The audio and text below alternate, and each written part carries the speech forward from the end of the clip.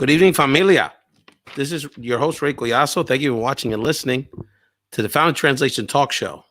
The talk show that sacks truth, or we try to, best we can, best that we know how, our truth, about politics and today's hottest issues.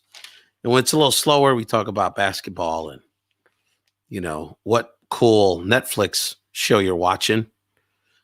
Politics is kind of top of the brain. On this episode of Found Translation, I'm going to give you all my state of play. I've been talking to all my homies and homegirls all over the country.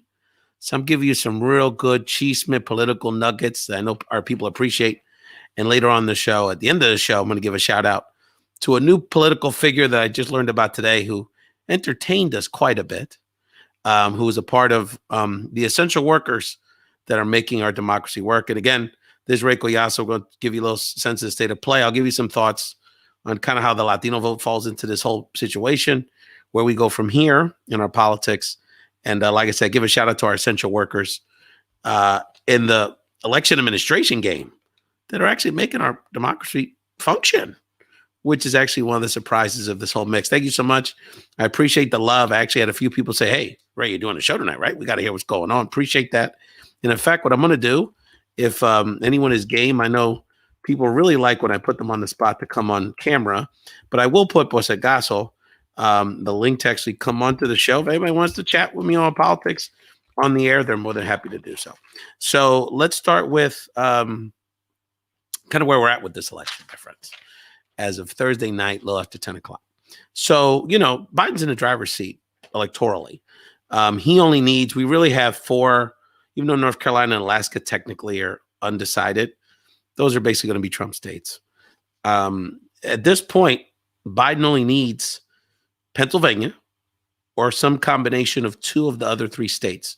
The other three states being Georgia, Arizona, and Nevada. Trump would need Pennsylvania plus two of the other three, I believe, or some combination of, Pennsylvania plus two of the other three. So he's in trouble. And so where we're at with those four states is quickly, basically, Arizona and Nevada, Biden is up. I think it's safe to say, while you would still favor Biden in the count, Trump does have a reasonable chance to maybe pull it off. My Arizona people, including Congressman Ruben Gallego, who just went, a congressman of Phoenix, Arizona, just went on TV and said he doesn't believe Trump can catch up because despite some of these initial returns of the last batch of mail-in ballots, they haven't counted the mail-in ballots from the hood, his district, and some of the other more Democratic areas in the Phoenix area. So he's like, when my mail-in ballots come in, that percentage is going to skew and Biden's going to increase the lead at that point. So that remains to be seen. Nevada, all of the signs are pointing, even though it's still very close, only 11,000 votes, that the demographic of the people that submitted these late mail-in ballots and these other type of ballots really leans heavily towards Biden. So again, in being the worry ward I am, last night I was stressing because of this Arizona situation. Being the worry ward I am, I was reaching out to my Vegas people. I got a lot of love out there, a lot of contacts, and they're all feeling very good. They're like, Rafi, you can go to bed. Don't worry about it. So that's that situation. Georgia, Pennsylvania, even more interesting. Georgia's down at this point to 1,787 votes. My data analyst, who nameless, sort of has jumped in on this, crunching numbers, feels very good about it. I feel very good about Georgia at this point, which, by the way, if Georgia's call tonight, would leave Biden one electoral vote short. And then, of course, that leaves us with my heart and the state that's been in the eye of the storm this whole time, the Keystone State, the Commonwealth of Pennsylvania, which is allowing Trump to die a slow death, a million cuts with this triple of these vote by mail ballots, which overwhelmingly are going to Vice President Biden, partially because Trump told his people don't vote that way. And we actually, Biden actually is concerned about people's health. So he told the Democrats to vote that way. So this is nothing surprising. Again, you can crunch numbers, and we have a lot of data nerds out there. It seems pretty clear that Pennsylvania is going to go with Biden here at the end of the day, but none of it's for sure, as I tweeted out today. It's looking that way, but you never know. I think one of the things, you can get into, and I have a couple quick things to say about Trump's comments today. But if you just look at a big picture and you kind of just put aside to the moment the sequencing of ballot counting and, vote by mail versus people that voted, election day and the electoral machinations of that mechanical process, the fundamentals of this election are really not surprising. You basically had a Republican candidate in Trump in 2016 win a very tight election because he flipped 3 traditional blue states in presidential elections, Wisconsin, Michigan, and Pennsylvania, by very thin margins. And that was because a relatively strong number of Democrats and independents flipped to Trump for a lot of reasons. And minority turnout was not that hype for that election in those states, in some of these communities. So this time around, 2 things have happened. One is the 3 states that are, that Democrats have been basically working on for 4 years, 3 of which elected as sort of a preview, Democratic governors and more Democratic political leaders in 2018. We had a surge of Democratic support. Now the margin is that plus minority turnout, particularly in the Black community in those states, that's hyper excited about getting rid of this guy, are coming out in higher numbers. So instead of Trump winning in a whisker, Biden's winning them with an eyelash. So there really isn't a lot of, and then the other piece is this growing trend that we're seeing that doesn't really get talked about a lot. And I'll talk more about it in the second segment of the show, which is, we'll talk more about the Latino vote in a second. The blue wall of the Latino vote in the Southwest has been getting built brick by brick for the last 15 years in this country. Well, actually 20 years in this country. It starts with California. Remember, folks, in the 80s, I know some of y'all too young to remember this, but in the 80s, the president of the United States was the former governor of California, Ronald Reagan. That was a moderate Republican state for a long time, even when it did have a significant minority population. But there was ballot initiatives. I forget the exact number at this moment in the 90s. And there was a conservative Republican governor that sort of overreached and really tried to stoke anti-immigrant fervor. And that woke the Latinos in Cali up. And because of that organizing, partially because of the natural demographics of the state, but a lot because of that organizing fever that led to the election of a wave of Latino congresspeople, the Sanchez sisters, and a whole wave of Latino leaders from the 90s and 2000s. California, now we don't even think about it with colors. It hasn't been purple in a long time. It's solid blue. And a big part of that is the first big brick in the Latino blue wall that was built in the Southwest. Now, what have we seen as time has gone on? New Mexico, which still at times can be purple. They elected a Native American congresswoman Tuesday. They've had Republican governors, but basically in a presidential, very blue, became very blue in the 2000s. Colorado in 2010 or so became very blue in presidential. Nevada has now become pretty blue. Arizona was the next to last piece of the chessboard. And that's because of the Latino vote. And that didn't just happen. That didn't happen because Biden had great ads in Spanish or Hispanic celebrities with him. It happened because of the organizing that's taken place, partially sparked by anti-Latino racism. And the organizing that's happened year after year after year, whether it's Arpaio, a ballot initiative, what have you, that's led to this moment. Arizona didn't happen because of Biden. Arizona, if we pull it off, it happened because of the organizing that's taken place, largely, not exclusively, but in large part with the Latino community. So this is, and then the big brick, the big cherry on top is got to be Texas. And we'll have other times to get more into that, but that's going to take a lot of work. And it speaks to the part on the Latino vote I want to talk about in the second segment. The other part I wanted to get into here is, well, I guess the last thing on sort of the state of play is that I'm amazed. I had a lot of doomsday scenarios about what Trump could do to ruin our democracy during this election season. Would he have Barr get federal agents to go into polling locations to grab ballots? Would there be a massive amount of voter intimidation being led by the state? And I'm saying the federal state, a la like what they did with the tear gas, with the peaceful protests outside the White House. In my mind, I had a lot of doomsday scenarios. But as it turns out, there's a lot of people out there in the Republican establishment who, although they've been kissing Trump's butt for many years, A, don't want to go to jail for this guy, and B, don't seem to be particularly concerned if he loses. Have you noticed? They're not worried about it. They are not worried about it, despite the fact. It's funny because we always think that Trump's playing them. He's playing these senators, Congress people, and the people that work for him. But actually, what just happened is that they played him because he helped them a lot. Drive up turnout in Republican areas. That's why the Senate, unless this Georgia double play happens in January, the Senate most likely will stay in Republican hands. They actually gained seats in the House, which was not expected by anybody, even the Republicans. And they generally have done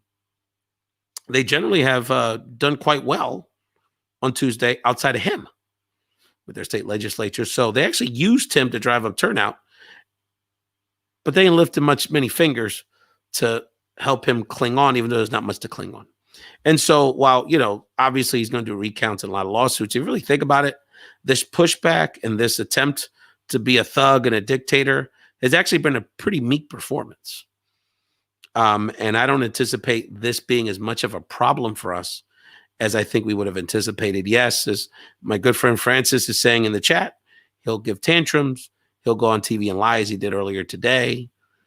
But I think if anything, that's actually going to do the opposite effect. He's going to be more and more isolated. And I think the Republican Party, frankly, is going to be fine with him stepping away. They'll still have their power. They'll still have the Senate. And they get him out the way for their own potential candidacies for president in 2024. So sort of ironic that happened. I think the other thing, which is actually kind of more important, to be honest, than the horse race, even though we love talking about it, and it's a lot of fun. And we're all been watching cable news for the last 4 days and glued and always getting sleep. And it's exciting. But our politics for the next 2 years, even though it'll get boring, which is actually probably a good thing, are really going to be frustrating for people to want to get some things done on both sides of the aisle. Because we're going to have a moderate Democratic president. We're going to have a House of Representatives that's run. The reality is, Pelosi's a great tactician, but she's not someone that has a big appetite for pushing bold things and progressive things in the House of Representatives. Let's be honest about it. Then we're going to have most likely the Republicans running the Senate. El Diablo de Mitch McConnell. So in that atmosphere, that doesn't seem like a recipe for a lot of exciting change and just things getting done in general. So that's very frustrating. And the bigger, so will Democrats, after this initial wiping of the brow, hey, we got rid of this guy, and then realize, wow, there's not much happening here now for us, particularly our progressives, our young people, our people of color. We're gonna have to really push to get some movement generated for things we care about. What does that mean for our future politics and our future mobilization efforts? So the other piece is that, we're still going to have an incredibly divided country. And there's been some interesting discussion online about, has it always been this way? And it's just Trump made it more clear. I know there's certainly always been like racism and stuff like that, but this is still going to be culturally, this country is going to continue to remain polarized. And there's a good chance he's still going to be in the mix on television and social media, fanning the flames for his people to just stay mad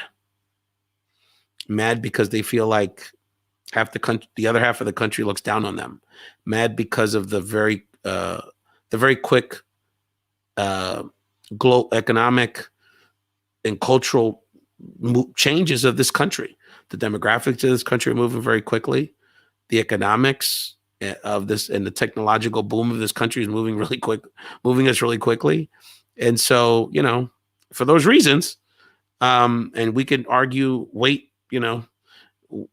what people's real fears are. there's just going to be half the population that, a little less than half, the population that's going to feel even more isolated, and they're going to get angrier. And so how do we balance standing up for ourselves because we didn't do anything wrong? We may have ideas, we may not articulate them as well. We may get mad when people say things that seem outrageous to us, but we're fundamentally not, trying to put down other people. We may be critical of other people's views, but this other part of our society, there's going to be a lot of challenges because there's a lot of lack of communication.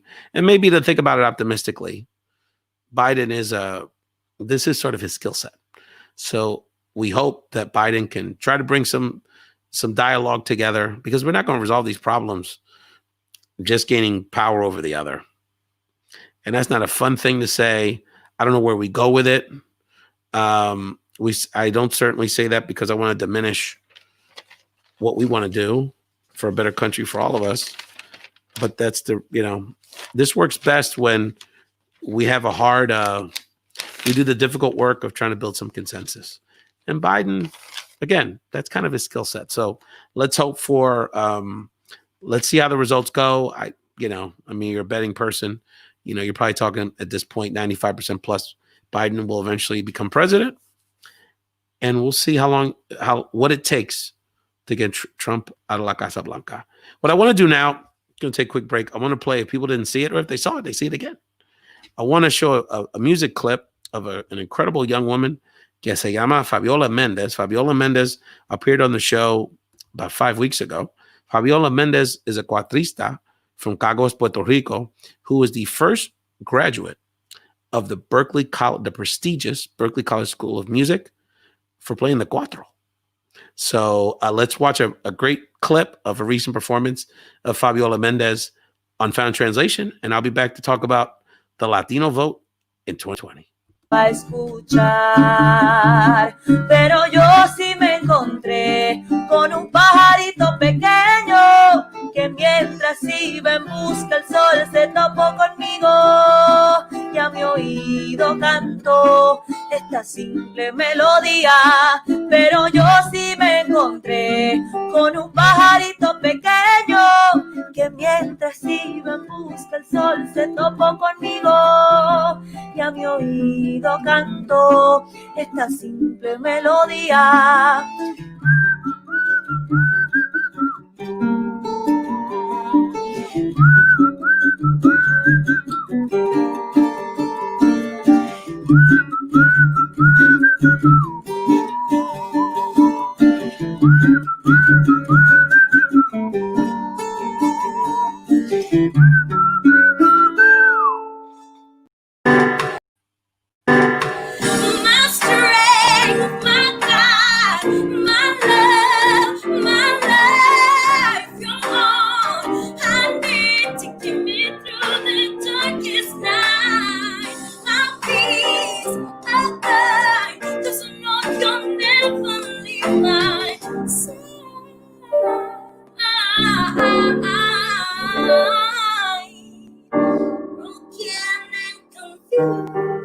Nothing left to lose. Well, I just feel like there's no close.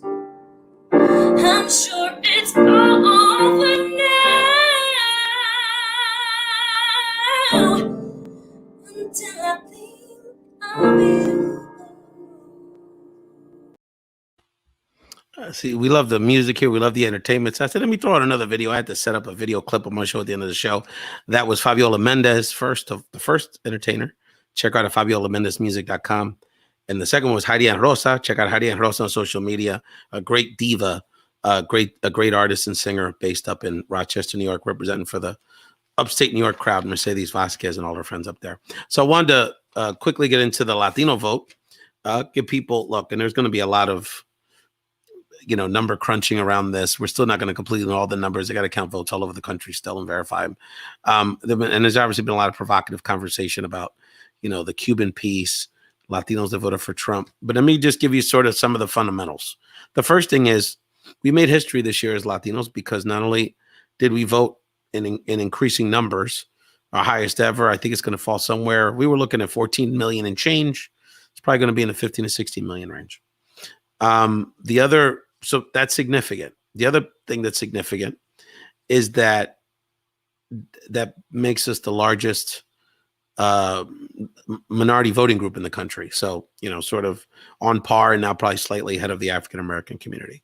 And again, if you look at this election, the bottom line is that, yes, did Biden with certain, discrete groups of swing white voters and blue collar white voters and suburban white voters do a little better, flip a few people over? Yes. But without the black vote in the upper Midwest and the Latino vote in the Southwest, Biden's nowhere and the Democratic Party's nowhere. There's different projections and different states had different nuances, different Latino ethnic groups had different nuances, but essentially the Latino vote was 70-30. And so, while people from my crowd may get infuriated, say, why would any Latino ever vote for this guy? You got to understand something, a couple fundamentals to this. The first is any Republican, literally any Republican, like Trump, literally any Republican gets spotted 20% of our community from jump. Because 20% of our community are Republicans. Hasta la muerte. They are. 1 in 5 of us. Look at every presidential election since the 80s. Every Republican, no matter who it was, maybe Bob Dole was a tick under because he was so blah. But every Republican presidential candidate gets 20%, at least 20% of our community.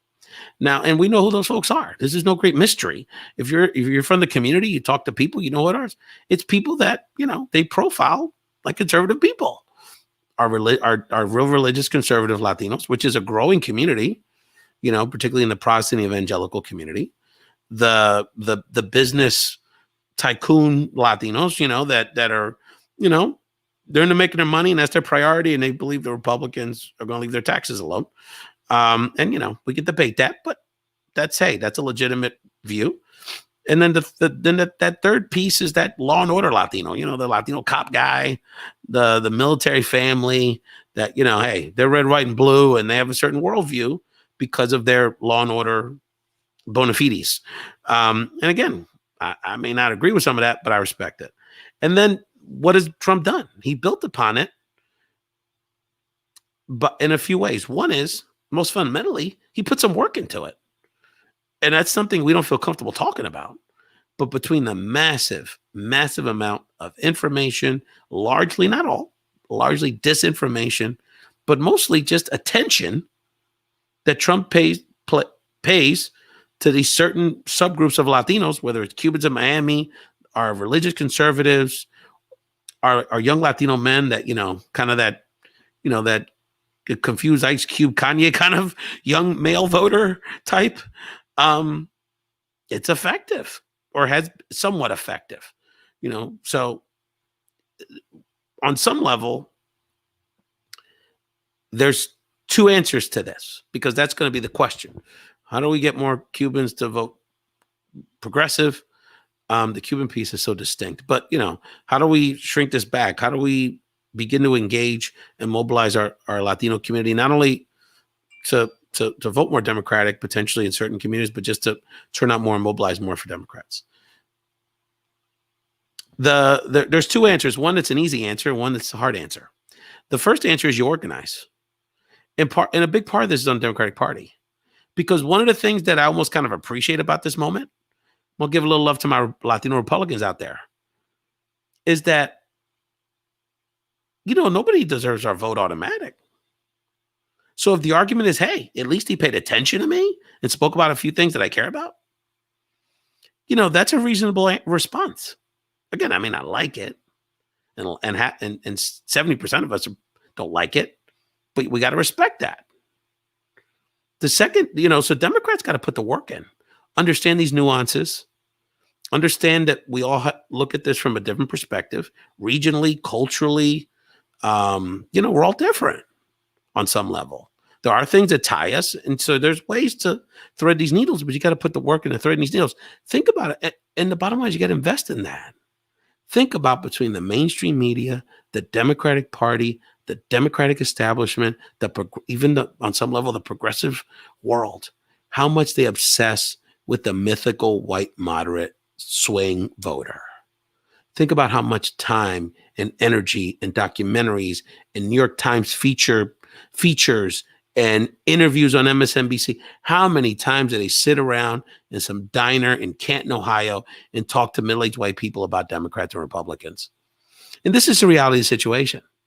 55, 60% of those people are going to be Republicans. I don't care what you do. So on some level, you got to move on. And hey, over here, maybe the group that's growing the most, that's now the second biggest voting bloc in the country, and by the way, is the youngest voting bloc in the country, maybe you should give them some love. And by the way, you need to give Black people a lot more love because they just saved your asses again. So on some level, this is about organizing. And that takes investment. That takes listening. And by the way, that takes giving up some of this power and opening up more space for diverse communities to lead. The reason it looks like Biden's going to win in Georgia and is not going to win North Carolina, because if you look at it demographically, North Carolina actually, until this year, was more favorable for Democrats. You could argue is because of Stacey Abrams. And a lot of us are going to argue that. Stacey Abrams is an African-American woman. She was a state elected official in the state legislature. I think she was the minority speaker leader. And she made an incredible run for governor in 2018.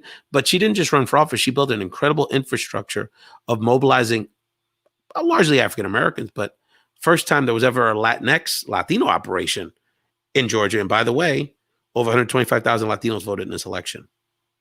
And there's 1 million, as my homie Chuck Rocha pointed out on Twitter this afternoon, there's over 1 million Latinos that live in Georgia. So there's room for growth there. A lot of Puerto Ricans in Georgia. Let's give it up. And by the way, there's double as many Latino voters in North Carolina. So you see what I'm talking about? So Stacey Abrams built an infrastructure that Biden, Democrats, progressives, the two Senate candidates that are going to be in this runoff that ran very strong as well, could build upon. So what did that take? That took allowing someone from the community, like Stacey Abrams, providing her the resources to lead. And that's what we got to continue to do. That's why Arizona eventually, even though it was from the ground up, is where it's at. That's why Nevada's been where it's at for a while, because as my Vegas friends have beat into my head, Harry Reid invested in the Latino community for the last 20 years there. And now we're bearing the fruits of that.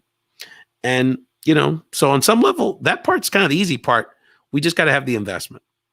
The second part's the hard part, which is, as our community grows, establishes itself in this country, we've been here for a long time, and I would just say evolves in our political orientation.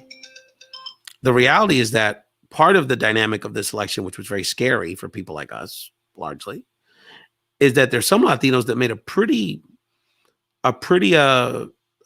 blatant choice. They saw a president that, you'd have to be a fool not to realize has malice towards, well, really anybody, his own supporters. He leaves them out in the cold, doesn't get them rides back to their cars, but particularly people of color, particularly Latinos, you could argue. And say, you know what? In this volatile political atmosphere, in this, in this you got to choose a side kind of vibe, I'm going to sit over here. Maybe it's for self-protection. Maybe it's because of internal insecurity. Maybe it's just because of anti-Black racism. But I'm going to go on this whiteness side and see how that works for me.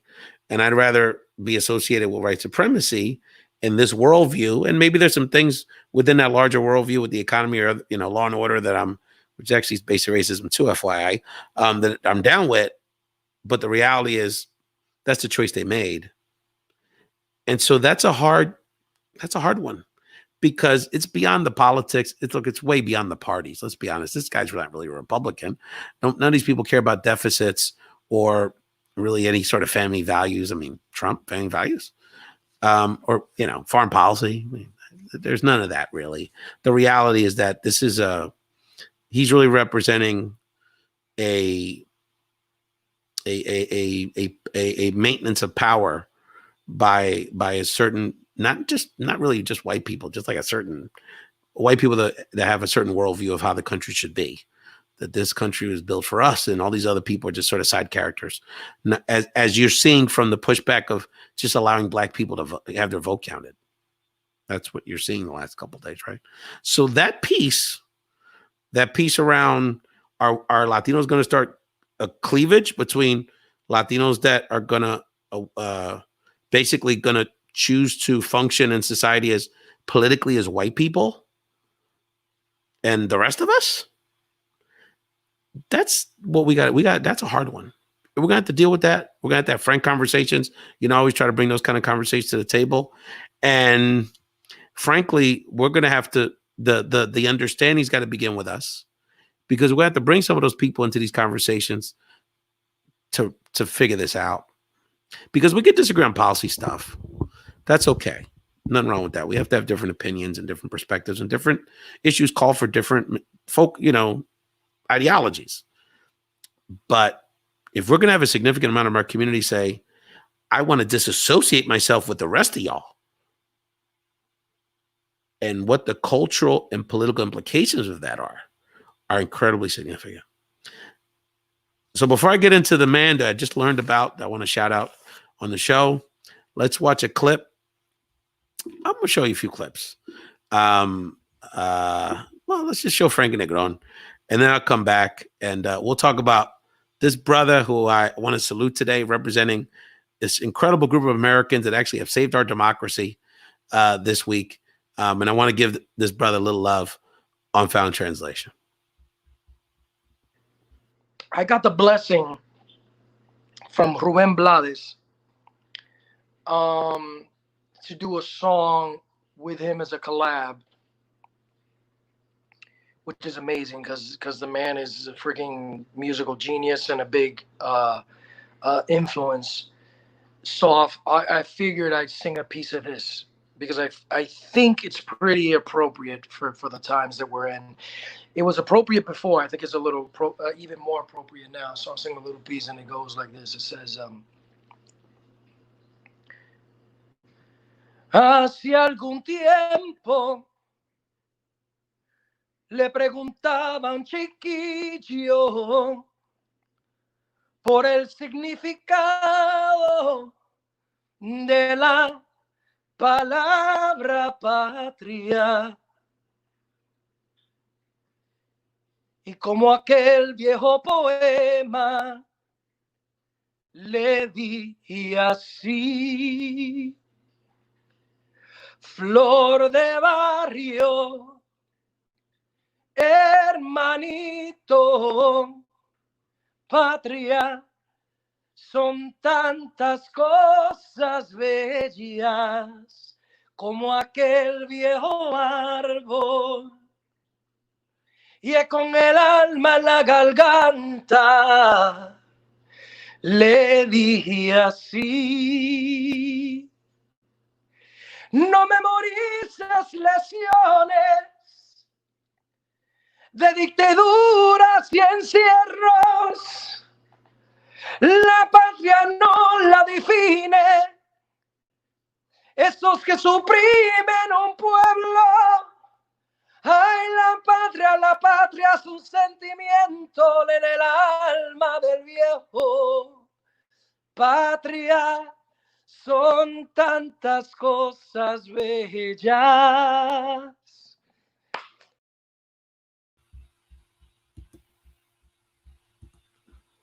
Bomba from Loíza is almost like a religious experience. You know what I mean? Mm. When I went to Loíza, I think they have like a bombazo every Monday night. Literally, like cerca del puente when you cross over to Loíza. And I was so blessed to be there one Monday night. And the worst part about it was cuando se acabó, because it's like connecting with your ancestors. You understand? Like, Yeah. even if you can't dance it, just close your eyes and feel it. Absolutely. Because Puerto Ricans are more than just who we are now. We're so rich with history que not knowing it almost does you a disservice, because you don't get to enjoy the beauty that our ancestors danced bomba as beautifully as I just saw them dance. Yeah. reflection of our past. You know what I mean? Like, yo me enamoré tanto que cuando it went black, I got mad. I was like, "Ah, ¿qué happened? ¿Qué pasó? You needed some more. Otra. Yeah, absolutely. We definitely need more. Do you know how you know how to dance bomba? Then if they kept playing, I was gonna dance. I was Right. gonna I was feeling it. I was over here with it.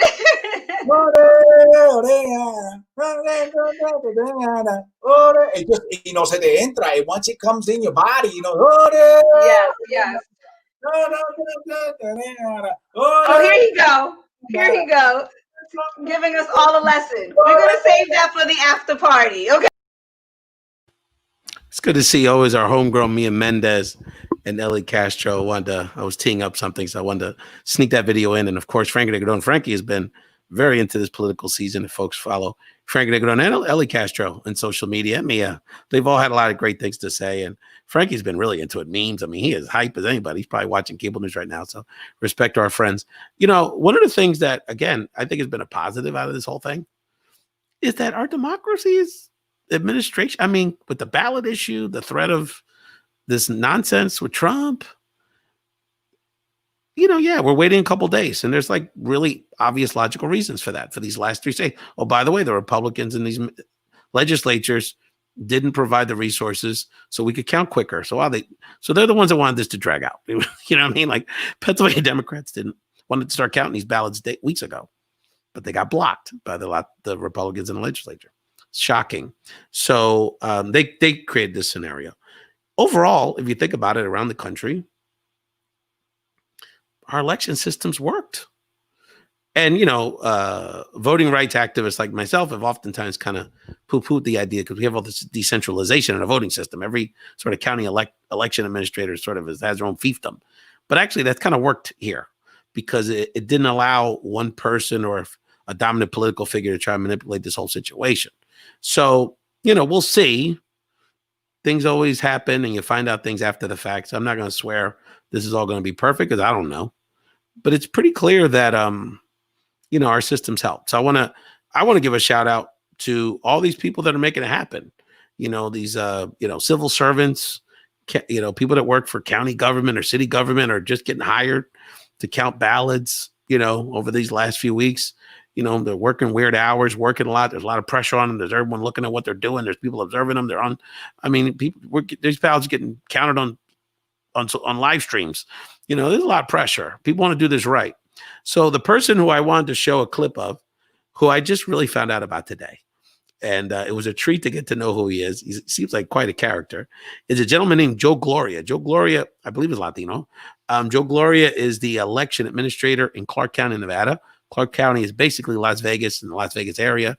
It's where 80% of the people in Nevada live. I don't got to tell you about Vegas. I don't got to tell you how important Nevada is. I don't got to tell you right now, there's a lot of pressure on his brother. So let's watch this clip. He spoke earlier today, and his message basically is, we're going to take our time because we're going to do this right because I don't want to mess none of this up. So, and he spoke about the fact that, you know, there is intimidation and issues that are impacting, you know, these civil servants that seems like virtually all of them are just trying to do the right thing and have the opportunity to do their job. So let's take a clip of my hero of the week, Joe Gloria.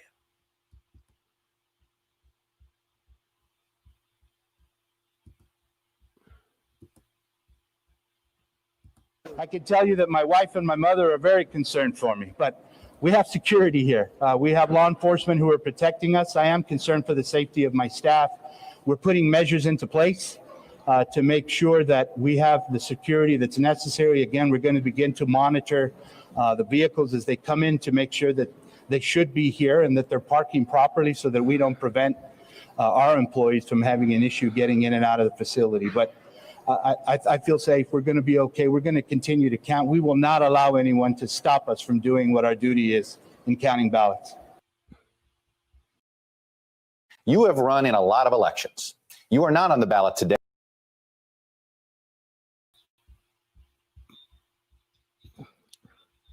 My man, Joe Gloria, my new homie. So, you know, because I know people. I get information for y'all. So when I saw this brother on TV breaking down how many votes he's got to call, talking about he ain't scared of None of these crazy Trump people messing with him, talking about the meticulous process he's going to go over in the next week to get this done right, so there's no problems and nobody can question his character or want to do anything funny. You know, I had to reach out and get some information. So my sources in Nevada tell me Joe Gloria is a good brother. Everyone trusts him. He's a straight shooter, plays it down the middle. He does his job. He's a hardworking guy, like so many of us out here, just out here working hard, trying to do the right thing. And he does his job. But the other thing, when I reached out and said, hey, he looks a little stressed. Is he cool? Like, you know, I don't want him to, you know, crack under the pressure. He was being a little snippy with the reporters today, if people saw it. The intel I got is, first of all, my man Joe got the biggest pickup truck in Vegas. And that's hard to do. You got some ballers out there. I mean, he got the super duper Denali jump. You know what I mean? And my man Joe Gloria's vanity plate is Big Dog. So I want to give a lot of love to the Big Dog, because it's one thing to have a vanity plate in Vermont, Big Dog. It's another being the Big Dog in Vegas. So much respect to my man Joe Gloria. Much respect to these people. I mean, these poor people aren't. We're looking at them like they're in a zoo here, counting votes on television. We're obsessed with these people. We want to get closer. I mean, people are trying to barge into these places. I mean, these people just trying to make an honest living. Let them do their job. And the last thing I want to say about the fraud narrative is it's very simple. Let's cut the nonsense and what resources you look, you know, what social media resources. Trump would do anything. He doesn't care about our democracy. He would do anything. If there really was things going on, and there may end up being a few little things. I mean, I'm not going to say nothing's perfect, for sure. And we'll find that out in due time, the little things.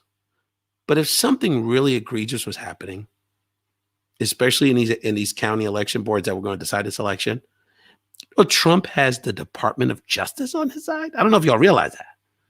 The Federal Department of Justice has whole departments that investigate shaky stuff that happens with elections all over the country. They investigate everything. And Bill Barr doesn't appear to be the kind of guy that wouldn't jump all over something, particularly if in a Democratic area, something nefarious was going on. They have Democratic and Republican observers practically looking over all these people's shoulders. And again, if you look at the numbers and if you understand the political climate, this is pretty much what you could have. This was sort of the expected result. There's nothing out of the ordinary here. If anything, it's actually closer than we thought. So if Democrats were doing a massive cheating job, they're doing a lousy job because they lost Senate races they were supposed to win. We didn't win as many states as Biden thought, and we lost House races. So pretty poor job of cheating there.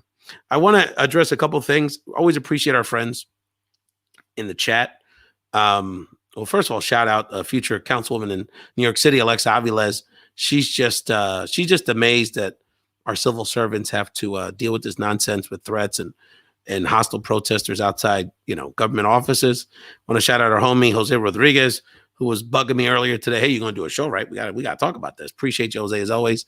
Stacey Abrams could have walked into the sunset after a loss. She got motivated and deserves props. Well, Stacey also has a lot of ambitions. And a lot of ambitions. I'm sure she's going to run for governor next time. Who knows? She could get a plum job in this administration. Nunca sabe. But certainly, you see her running in 2022, which is only 2 years away, for governor again. And Ori Hicks, wow, this is a whole set of conversations we need to have, brother. It doesn't look aesthetically pleasing on the scroll, but basically a great friend of ours, Ori Hicks, who we do a lot of sports podcasting with as another one of our passions. He's basically asking the question, do Latinos view Trump as racist? Well, I think it's safe to say, I think if from the polling I've seen, the answer is largely yes. Again, we were essentially a 70-30 split voting for Biden. That doesn't mean every Democrat thinks he's a racist, but I think for the large part, Latinos see that. But we are more conservative. We do have a larger pocket of our community that, tends to give conservative people, and in this case, Trump, is a better shake. We can debate that, but that's the reality of it. And I think it's safe to say, Ori, that how Latinos view race is in some ways similar to the Black community, but in other ways we're way more complicated. And again, I think those are conversations we need, and we have had. We want to continue to have here on Found in Translation. I want to appreciate y'all for watching me babble on and on. And you know, I want to appreciate the last shout out is my organizers out there. You know, people give me a lot of props, and I want to, you know, hey, I'm in it. This is my passion. You know, I'm down with it, and I appreciate all positive feedback. But I want to give a shout out first of all to the team that worked with me this year. At my day job when the US Action Fund, I had a team of 12 phone bankers that we weren't able to knock on doors in Philadelphia, but they were on a phone bank and called basically every Latino in the state, this half of the state, to walk them through the vote by mail process, make sure they had all the information they need. We actually did largely our phone banking nonpartisan. We didn't really push Biden. We just wanted to get people the information and make sure that they were able to securely vote. We found a lot of people wanted to vote on election day because they're used to that, particularly the older folks, which was cool. Made sure they had the information about their polling place and being socially distant and all that. So I want to give a shout out to Melissa Arce. Melissa Arce was my organizer this cycle. Melissa is a healthcare executive that, you know, has had some economic struggles because of the coronavirus, like a lot of us. And she's also a cancer survivor. So Melissa is a top-notch person. She's going to be moving on to bigger and better things and working for me very soon. And, you know, I just want to give her and the rest of our team, Anna and Dahlia and the rest of the crew, a lot of props. And I want to give props to my organizer friends all over the country. Too many to name, but coast to coast, working largely in obscurity in their local communities, just doing the good work. Whether you're progressive, you focus more on the Latino piece, you focus more on party politics, you focus more on local elections. There's so many good people out there, well-intentioned, trying to do the right thing for their community and just organizing their folks. And regardless of the results, regardless of, you know, what Latinos voted for Trump in Florida or what white people voted for, you know, this way, you know, regardless of all the noise, you got to give these people a lot of love. Because let me tell you something, if it's not for the organizers and the people, the advocates to push the agenda, the rest of us don't get anything. So we got to give them a lot of love and continue to support the self-care of our organizers and activists out there, including people that will be running for office next year. So thank you all so much for joining us. I'm going to give Zoe Colon is going to come on next Thursday. I may come on next couple of days, depending when we get final results from the states. I anticipate Georgia coming in tonight, late for Biden, and then Pennsylvania being the field goal that puts Biden over the top. I think that's pretty appropriate. I think Philly's holding on to the ballots, I'll be honest with you, so they could be the ones that put Biden over the top.